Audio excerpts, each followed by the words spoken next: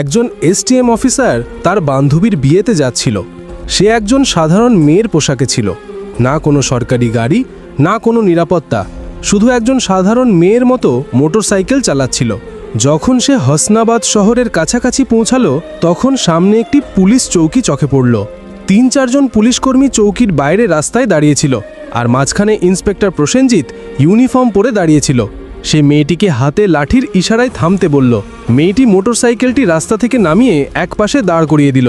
Inspector কড়া গলায় জিজ্ঞাসা করল, কোথায় যাচ্ছ? মেয়েটি খুব শান্তভাবে উত্তর দিল, বান্ধবীর বিয়ে আছে, সেখানে যাচ্ছি। ইন্সপেক্টর প্রসেনজিৎ তাকে মাথা থেকে পা পর্যন্ত দেখল। মেয়েটি ছিল 28 বছর বয়সী একজন সুন্দরী মহিলা, যার নাম ছিল বর্ণালী সিং। তারপর হাসতে হাসতে বলল, আচ্ছা, বান্ধবীর বিয়েতে খাওয়া দাওয়া করতে যাচ্ছ, কিন্তু হেলমেট তোমার বাপ পড়বে কেন পড়নি? আর এই মোটরসাইকেলটাও খুব জোরে চালাচ্ছিলে। চলো, এখন চালান দিতে হবে। ইন্সপেক্টর প্রসেনজিৎ চালানের প্যাড বের করতে করতে বলল। বর্ণালী বুঝে গিয়েছিল যে তার নিয়ত খারাপ হয়ে গেছে এবং এটা একটা ছুতো। সে বলল, স্যার, আমি কোনো আইন ভাঙিনি। ও ম্যাডাম, আমাদের আইন শেখানোর চেষ্টা করো না। সে পাশে দাঁড়ানো একজন কনস্টেবলের দিকে তাকালো এবং তারপর বর্ণালীর দিকে তাকিয়ে বলল, একে শিক্ষা দিতে হবে। হঠাৎ ইন্সপেক্টর জোরে একটা চড় মারল বর্ণালীর গালে। খুব প্রশ্ন করছিস, পুলিশ যখন কিছু বলে তখন চুপচাপ মেনে নেওয়া উচিত। বর্ণালীর মাথা এক মুহূর্তের জন্য ঘুরে গেল, কিন্তু সে নিজেকে সামলে নিল। তার চোখে রাগ স্পষ্ট ফুটে উঠছিল। চৌকির ইনচার্জ ইন্সপেক্টর হাসতে হাসতে বলল, এখনও এর মধ্যে অহংকার বাকি আছে। এমন কতজনকে ঠিক করে দিয়েছি, ভালোভাবে শেখাতে হবে। একজন কনস্টেবল এগিয়ে এলো এবং বলল, স্যার, এটাকে থানায় নিয়ে চলুন, সেখানে ঠিকঠাকের সেবা করব। তখন বুঝবে পুলিশের সঙ্গে কিভাবে কথা বলতে হয়। একজন কনস্টেবল বর্ণালীর বাহু ধরে টেনে বলল, চল, গাড়িতে বস। বর্ণালী ঝটকা দিয়ে হাত ছাড়িয়ে রাগী গলায় বলল, হাত লাগানোর চেষ্টা করো না, নয়তো পরিণতি ভালো হবে না। ইন্সপেক্টরের রাগ আরও বেড়ে গেল। সে একজন কনস্টেবলকে বলল, এর অহংকার দেখো। একজন কনস্টেবল এগিয়ে এসে বর্ণালী সেনের চুল টেনে ধরল এবং জোর করে টেনে নিয়ে যাওয়ার চেষ্টা করল। বর্ণালী ব্যথায় কুকিয়ে উঠল, কিন্তু তখনও পর্যন্ত সে নিজের পরিচয় কিছুই বলেনি। সে দেখতে চাইছিল এরা আর কতটা নিচে নামতে পারে। তখন একজন পুলিশ রাগে তার মোটরসাইকেলে লাঠি দিয়ে মারল এবং বড়বড় করে বলল, বড় সাধু সাজছে, এখন তোরে খেলনা বানিয়ে খেলবো। বর্ণালী সিং ভালোভাবেই বুঝে গিয়েছিল যে এখন তার সঙ্গে কি হতে চলেছে এবং এরা কতটা নিচে নামতে পারে। ইন্সপেক্টরের চোখে রাগ ছিল। সে জোরে চিৎকার করে বলল, তোর মতো অনেক বুদ্ধিমান দেখেছি, পুলিশের সঙ্গে বাড়াবাড়ি করবে, আজ মজা দেখাবো। চল, ওকে থানায় নিয়ে যাও, সেখানে বোঝাবো। এই সময় বর্ণালী সিং তখনও চুপ ছিল। সে তার পরিচয় প্রকাশ করার কোনো ইচ্ছা দেখায়নি। সে দেখতে চাইছিল এরা প্রশাসনকে কতটা বদনাম করতে পারে, এরা কতটা অত্যাচার করতে পারে। ইন্সপেক্টর প্রসেনজিৎ এখন বিরক্ত হয়ে গিয়েছিল। তার সামনে এমন একজন মহিলা দাঁড়িয়েছিল যার নরম ও সুন্দর গালে চড় পড়েছিল, যার চুল টেনে ধরা হয়েছিল, যাকে জোর করে বাহু ধরে রাস্তায় টেনে নিয়ে যাওয়া হয়েছিল। কিন্তু সে তখনও মূর্তির মতো নীরব দাঁড়িয়েছিল, না কোনো চিৎকার, না কোনো কান্না। ইন্সপেক্টর প্রসেনজিৎ ভেবেছিল থানায় বলে চিন্তা করবে এই জেদি মহিলার কি চিকিৎসা করা যায়। এটা কেবল রাগ ছিল না, এটা এমন এক রাগ ছিল যা ভেতরে ভেতরে ফুটছিল। চৌকির ইনচার্জ ইন্সপেক্টর হাসতে হাসতে বলল, ও, এখন জিভও চলতে শুরু করেছে। চলো, থানায় দেখবো কত বড় জিভ চলে তোর। থানায় ঢুকতে ইন্সপেক্টর জোরে চিৎকার করে বলল, ওরে, কোথায় গেলি? চা পানি লাগা তাড়াতাড়ি, আজ একটা বিশেষ মাল এসেছে। বর্ণালী সিং তখনও কিছু না বলে থানার দেয়াল দেখছিল। সে দেখছিল কিভাবে এরা সেই নিরীহ মানুষদের সঙ্গে আচরণ করে যারা কখনো কণ্ঠ তুলতে পারে না। তখন একজন কনস্টেবল ইন্সপেক্টর প্রসেনজিতের দিকে ঝুঁকে ফিসফিস করে বলল, কি কেস স্যার? কনস্টেবলের প্রশ্নে ইন্সপেক্টর প্রসেনজিৎ এসে বলল, আরে কিছুই না, স্পিড বা হেলমেট, যা মন চায় চাপিয়ে দাও, শুধু ভেতরে ঢুকিয়ে এর অহংকার ভাঙতে হবে, বেশি প্রশ্ন করিস না। বর্ণালী সব শুনছিল, কিন্তু তার চোখ তখনও কিছু বলতে চাইছিল না, যেন সে চাইছিল পুলিশের এই পতনের গল্প তাদের নিজের মুখ থেকে বেরিয়ে আসুক। তখন ইন্সপেক্টর চেয়ারে বসলো, হাতে কলম নিয়ে টেবিলে ঘোরাতে লাগলো। তারপর বর্ণালীর দিকে তাকিয়ে বলল, নাম বল, কোথায় থাকিস, কার ঘরের মেয়ে? বর্ণালী চুপ রইল। ইন্সপেক্টর আবার প্রশ্ন করল, শুনতে পাসনি? নাম কি তোর? কিন্তু বর্ণালীর নীরবতা তখনও পাথরের দেয়ালের মতো। তখন ইন্সপেক্টর টেবিলে এমন জোরে হাত মারল যে শব্দটা পুরো থানায় গুঞ্জে উঠল এবং রাগে চিৎকার করে বলল, শুনতে পাস না? নাম বল তাড়াতাড়ি। বর্ণালী মুখ ঘুরিয়ে উত্তর দিল, জি, সুমিতা শর্মা। ইন্সপেক্টর তার মুখের দিকে তাকিয়ে হেসে বলল, ও, বড় বুদ্ধিমান মেয়ে তুই, মিথ্যে বলতে অভিজ্ঞতা আছে, কিন্তু মনে রাখিস বেশি চালাকি করলে খুব ভারী পড়বে, একটাও ভুল করলে পস্তানোর সময়ও পাবি না। বর্ণালী সিংকে জোর করে সেই পচা লকআপে ঢুকিয়ে দেওয়া হলো, যেখানে আগে থেকে দুজন কয়েদি বসেছিল। তাদের মধ্যে একজন বর্ণালীর দিকে তাকিয়ে বলল, বোন, তুই কি অপরাধ করেছিস? বর্ণালী হালকা হাসি দিল, কিন্তু কিছু বলল না। এখন সে শুধু দেখছিল এই পুরো সিস্টেমটা কতটা পচে গেছে। যদি একজন এসডিওকে এভাবে বিনা কারণে ভেতরে ঢোকানো যায়, তাহলে সাধারণ মানুষের অবস্থা কল্পনা করা কঠিন নয়। বর্ণালী এখন সেই কোঠরির কোণে বসেছিল, সব দেখছিল, শুনছিল এবং প্রতিটি কাজ বুঝছিল।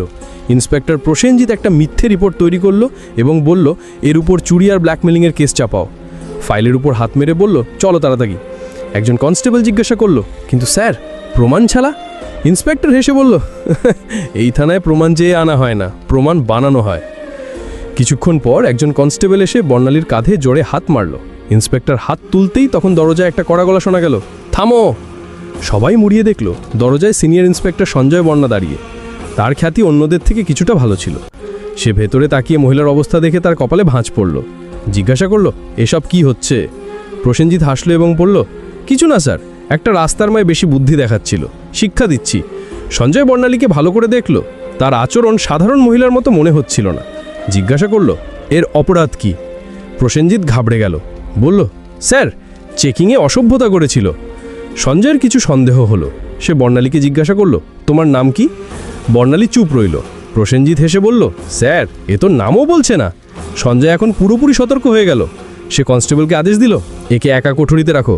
প্রসেনজিৎ অবাক হয়ে গেল, কিন্তু স্যার? সঞ্জয় কঠোরভাবে বলল, আমি নিজে এর পাশে থাকব। তার আদেশে বর্ণালীকে আরেকটা কোঠরিতে বন্দি করা হলো, যেটা আগেরটার থেকেও বেশি দুর্গন্ধযুক্ত আর অন্ধকার ছিল।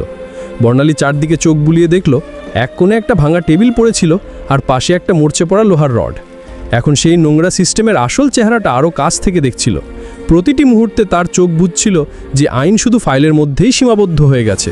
তখন একজন কনস্টেবল দৌড়ে এসে বলল, স্যার, বাইরে একটা বড় গাড়ি দাঁড়িয়ে আছে। প্রসেনজিৎ ভয়ে চমকে উঠল, জিজ্ঞাসা করল, কোন গাড়ি? কনস্টেবল ঘাবড়ে বলল, স্যার, সরকারি গাড়ি। সে তাড়াতাড়ি বাইরে গেল এবং গাড়ির ভেতর তাকাতেই তার চোখ কপালে উঠল। সে হড়বড় পরে ফিরে এসে ধীর গলায় বলল, স্যার। প্রসেনজিৎ বিরক্ত হয়ে বলল, কি হলো, কে এসছে? কনস্টেবল কাঁপতে কাঁপতে বলল, স্যার, কমিশনার সাহেব এসেছেন। প্রসেনজিতের মুখ ফ্যাকাশে হয়ে গেল। সিনিয়র ইন্সপেক্টর সঞ্জয় বর্মাও সতর্ক হয়ে গেল, কারণ এখন বিষয়টা সরাসরি উপরে পৌঁছে গিয়েছিল। কমিশনার সাহেব থানায় পা রাখলেন এবং তার চোখে স্পষ্ট রাগ দেখা যাচ্ছিল। তিনি প্রসেনজিতের দিকে তাকিয়ে কড়া গলায় জিজ্ঞাসা করলেন, ইন্সপেক্টর প্রসেনজিৎ, এখানে কি তামাশা চলছে? প্রসেনজিৎ ঘাবড়ে বলল, কিছুই না স্যার, শুধু একটা ছোট কেস। কমিশনার সাহেব টেবিল থেকে ফাইল তুলে নিয়ে মনোযোগ দিয়ে পড়লেন। তার কপালে ভাঁজ পড়ল। তারপর তিনি কোঠরিতে উকি দিয়ে বললেন, এ কে? স্যার, এই মহিলার বিরুদ্ধে 420 আর প্রতারণার কেস আছে। কমিশনার সাহেব জিজ্ঞাসা করলেন, তোমার কাছে প্রমাণ আছে? তিনি আবার বললেন, কোনো প্রমাণ আছে তোমার কাছে? এখন প্রসেনজিৎ পুরোপুরি ফেঁসে গিয়েছিল। কমিশনার সাহেব মহিলার দিকে সরাসরি প্রশ্ন করলেন, তোমার নাম কি? এবং প্রথমবারের মতো বর্ণালী সিং হালকা হাসি দিয়ে বলল, এসডিও বর্ণালী সিং। পুরো থানায় নীরবতা ছড়িয়ে পড়ল। সবার মুখ ফ্যাকাশে হয়ে গেল। প্রসেনজিতের হাত পা কাঁপতে লাগলো। বাকি সব কনস্টেবল অবাক হয়ে দাঁড়িয়ে পড়ল। প্রসেনজিতের পায়ের নিচ থেকে মাটি সরে গেল। যে অফিসারকে সে চোর মনে করছিল, সেই ছিল সেই অফিসার যিনি পুরো জেলার আইন চালাচ্ছিলেন। আসলে সে কোনো সাধারণ মহিলা ছিল না, সে ছিল স্বয়ং এসডিও বর্ণালী সিং, যাকে রাস্তায় টেনে নিয়ে যাওয়া হয়েছিল, চুল ধরে টানা হয়েছিল, চর মারা হয়েছিল। এই কথা সবার সামনে আসতেই পুরো থানায় হট্টগোল শুরু হয়ে গেল। সব কনস্টেবল স্তব্ধ হয়ে গেল। কমিশনার সাহেব তীক্ষ্ণ দৃষ্টিতে ইন্সপেক্টর প্রসেনজিতের দিকে তাকিয়ে রাগে বললেন, প্রসেনজিৎ, তোর এত সাহস কিভাবে হলো যে তুই একজন সিনিয়র অফিসারের উপর মিথ্যা অভিযোগ চাপিয়ে দিলি? প্রসেনজিৎ কিছু বলার চেষ্টা করছিল, তখন সেখানে দাঁড়ানো সিনিয়র ইন্সপেক্টর সঞ্জয় বর্মা জোরে বললেন, স্যার, আমি তো আগেই বলেছিলাম কিছু গোলমাল আছে। এখন প্রসেনজিৎ পুরোপুরি একা পড়ে গিয়েছিল। তখন বর্ণালী সিং তার শান্ত কিন্তু কঠোর কণ্ঠে প্রথমবার সরাসরি রায় ঘোষণা করলেন এবং বললেন, প্রসেনজিৎ, এবার তোর চাকরি গেছে, তোর সাসপেনশন পাকা, আর তোর বিরুদ্ধে এখন মামলাও চলবে।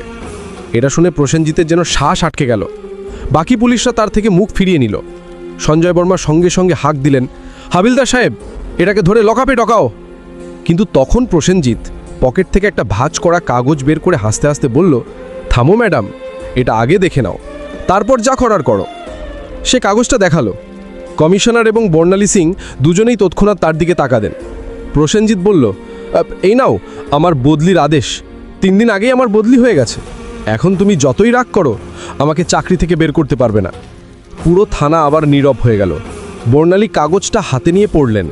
কমিশনার চোখ তির্যক করে সিনিয়র ইন্সপেক্টর সঞ্জয় বর্মার দিকে তাকিয়ে বললেন, যাও দেখো এই কাগজটা আসল নাকি শুধু দেখানোর জন্য। সঞ্জয় কম্পিউটারের রেকর্ড দেখে মাথা তুলে বললেন, স্যার এটা তো আসল, কিন্তু এখনও এ নতুন ইন্সপেক্টরকে চার্জ হস্তান্তর করেনি। অর্থাৎ এখনও এখানকার আসল ইন্সপেক্টর হয়ে বসে আছে এবং সব দুষ্কর্ম এর দ্বারাই করা হয়েছে। এখন কেউ এটাকে বাঁচাতে পারবে না। বর্ণালী সিং তার চোখে চোখ রেখে বললেন, এখন তোর নতুন ঠিকানা সেখানেই হবে যেখানে তুই অন্যদের ঢোকাতিস। কমিশনারও মাঝানের ইশারা করলেন। দুজন কনস্টেবল তাকে ধরতে এগোতেই প্রসেনজিৎ আবার চাল চালল এবং বলল, থামো ম্যাডাম, আমি একা নই। তোমার কি মনে হয় পুরো দোষ শুধু আমার? তারপর সে থানার অন্য পুলিশদের দিকে ইশারা করে বলল, এরা সবাই আমার সঙ্গে আছে, উপর পর্যন্ত সবাই জড়িত। কিছু পুলিশের মুখ রং উড়ে গেল। সিনিয়র ইন্সপেক্টর সঞ্জয় বর্মা পরিস্থিতি বুঝে এক এক করে তাকাতে শুরু করলো। বর্ণালী সিং কমিশনারের দিকে তাকিয়ে বললেন, এখন এই পুরো থানাটাই পরিষ্কার করতে হবে, কেউ বাদ যাবে না। কমিশনারও বললেন, যা হুকুম ম্যাডাম, এখন একে একে সবার হিসাব নেওয়া হবে। এই কথা মুখ থেকে বেরোতেই থানায় যেন বিদ্যুৎ পড়ল। থানার বাইরে কিছু সাংবাদিক চুপচাপ দাঁড়িয়েছিল, যাদের আগে থেকেই সন্দেহ ছিল যে থানায় কিছু বড় গোলমাল চলছে। যখন তারা খবর পেল যে পুরো থানা লাইন হাজির করা হয়েছে, তখনই তারা মোবাইল থেকে খবর ছড়াতে শুরু করলো। একটা চকচকে গাড়ি থানার সামনে এসে থামলো, দরজা খুলল এবং স্বয়ং এসপি সাহেব বেরিয়ে এলেন। চারদিকে তাকিয়ে দেখলেন সবার মুখ পড়ে গেছে। থানার সব অফিসার একপাশে দাঁড়িয়েছিল এবং এসপি সাহেব বললেন, এখানে কবে থেকেই তামাশা চলছে? কিন্তু কমিশনার এবং থানা ইনচার্জ পুরোপুরি নীরব দাঁড়িয়েছিলেন। তখন বর্ণালী সিং সরাসরি এসপির চোখে চোখ রেখে বললেন, তোমার কি মনে হয় তুমি বেঁচে যাবে? সঞ্জয় বর্মার সঙ্গে সঙ্গে একটা ফাইল বের করে বর্ণালী সিংয়ের হাতে দিলেন, যে ফাইলটি এসপি সাহেবের সমস্ত কালো কাজের পর্দা ফাঁস করছিল। বর্ণালী সিং ফাইলটা এসপি সাহেবের দিকে এগিয়ে দিয়ে বললেন, নাও দেখো, এতে তোমার সব কুকীর্তি ভাড়া আছে। এসপি সাহেবের কপাল থেকে ঘাম ঝরতে লাগলো। কমিশনার বিনা দেরিতে উচ্চস্বরে আদেশ দিলেন, ধরো ওকে, আরেকক্ষুনি গ্রেপ্তার করো। পুরো থানা হতবাক হয়ে গেল। এত বড় অফিসারকে কেউ প্রথমবারের মতো এইভাবে প্রকাশ্যে চ্যালেঞ্জ করেছিল। এসপির গ্রেপ্তারের সঙ্গে সঙ্গে পুরো জেলায় ঝড় উঠল। বিষয়টা দিল্লি পর্যন্ত পৌঁছে গেল। মুখ্যমন্ত্রী পর্যন্ত খবর পৌঁছলো এবং সেখান থেকে সরাসরি আদেশ এলো, জেলায় যত অফিসার মিলে গোলমাল করেছে তাদের সবাইকে ধরে ভেতরে ঢোকাও। পরের 2 দিনের মধ্যে পুরো জেলা থেকে 40টার বেশি পুলিশ অফিসার, 10টার বেশি বড় অফিসার এবং কিছু রাজনৈতিক নেতা গ্রেপ্তার হয়ে গেল। পুরো হাসনবাদ জেলার হাওয়া বদলে গেল। এখন চারদিকে শুধু একটাই আলোচনা ছিল, এসডিও বর্ণালী সিংয়ের সততা এবং সাহস, যিনি পুরো পচা সিস্টেমটাকে নাড়িয়ে দিয়েছিলেন। এখন প্রশাসনে একটা নতুন গতি ছিল, একটা নতুন চিন্তা ছিল এবং সবচেয়ে বড় কথা, একটা ভয় ছিল যে এখন কেউ বাঁচতে পারবে না। বর্ণালী সিংয়ের কাজ শেষ হয়েছিল। তিনি দেখিয়ে দিয়েছিলেন যে যদি মনের ভেতর থেকে নিয়ত পরিষ্কার থাকে তাহলে পুরো দেশও সংশোধন করা যায়। ভিডিওটা শেষ পর্যন্ত দেখে থাকলে প্লিজ একটা লাইক ও সাবস্ক্রাইব করে পাশে থেকো। আর তুমি কোন জায়গা থেকে দেখছো কমেন্টে জানাও।